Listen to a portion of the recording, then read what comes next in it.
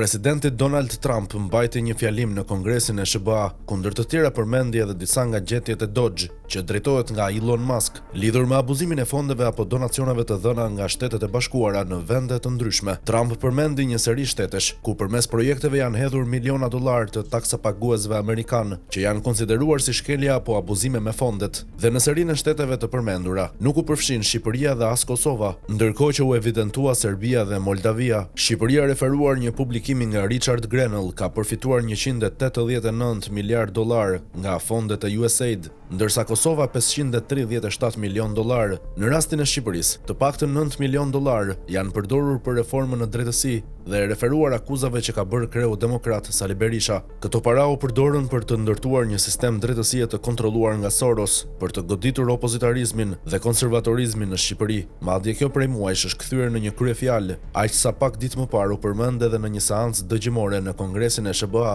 nga një prej gazetarëve investigativ amerikan që dha dëshminë e tij. Por Trump, i cili gjatë fjalimit të tij foli ndër të tjera për 14 milion dollarë të përdorur në Serbi për procesin e prokurimit publik, nuk përmendi as Shqipërinë dhe as Kosovën. Nuk dihet nëse deri në momentin e fjalimit të Trump, Dodge drejtuar nga Musk ka audituar fondet për Shqipërinë dhe Kosovën, gjë që mund të jetë edhe një arsye sepse nuk përmenden dy vendet, apo ato janë ende jashtë vëmendjes së presidentit amerikan. Por nëse i referohemi mënyrës se si në Shqipëri interpretohen çështje të ndryshme, që nga fotot me shtrëngime duarsh apo mesazhe, ndoshta edhe kjo mund të interpretohet si një rrëzim i tezës së Berishës apo rrëzimi të gjithë propagandës së ngritur për drejtësinë e re me qëllim goditjen e opozitës. Gjatë fjalimit të tij, Trump u ndal tek Moldavia, për të cilën tha se u përdorën 32 milion dollar për një operacion propagandistik të krahut të majt, dhe referuar këtij momenti dhe tezave që janë ngritur fort nga opozita e drejtuar nga Berisha, se janë përdorur fonde për të favorizuar krahun e majt ose për të goditur opozitën. Nëse do të kishte evidenca,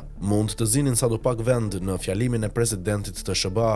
Ja çfarë përmendi Trump në Kongres. Faleminderit Elon, ai po punon shumë. Faleminderit shumë, e vlerësojmë. Të gjithë ne këtu e vlerësojmë. Madje edhe kjo anë e sallës, besoj, e vlerësojnë. Thjesht nuk duan ta pranojnë.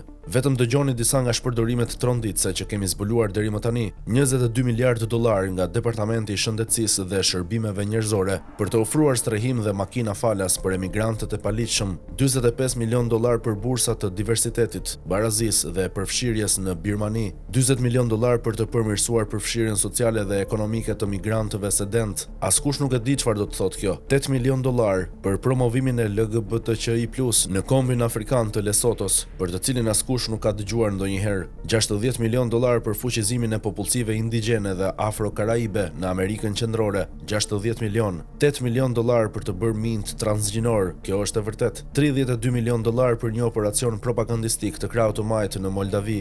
10 milion dollar për rrethprerjen e meshkujve në Mozambik, 20 milion dollar për programin arabisht të Sesame Street në lindjen e mesme, 20 milion dollar për një program, 1.9 miliard dollar për një komitet të ri për dekarbonizimin e shtëpive, i drejtuar dhe dim se kush është e përfshirë. Në momentin e fundit parat u kaluan për një grua me emrin Stacey Abrams. A keni dëgjuar ndonjëherë për të? 3.5 milion dollar për një kontratë konsulence për monitorimin luksoz të peshqve, 1.5 milion dollar për besimin e votuesve në Liberi, 14 milion dollar në kohezionin social në Mali, 59 milion dollar për dhomat e hotelit për emigrantët e paligjshëm në qytetin e New Yorkut. Një biznesmen i pasurive të paluajtshme është pas kësaj, ka bërë shumë para, 250.000 dollar për të rritur inovacionin e klimës lokale vegane në Zambia, 42 milion dollar për ndryshimin social dhe të sjelljes në Ugandë, 14 milion dollar për përmirësimin e prokurimeve publike në Serbi.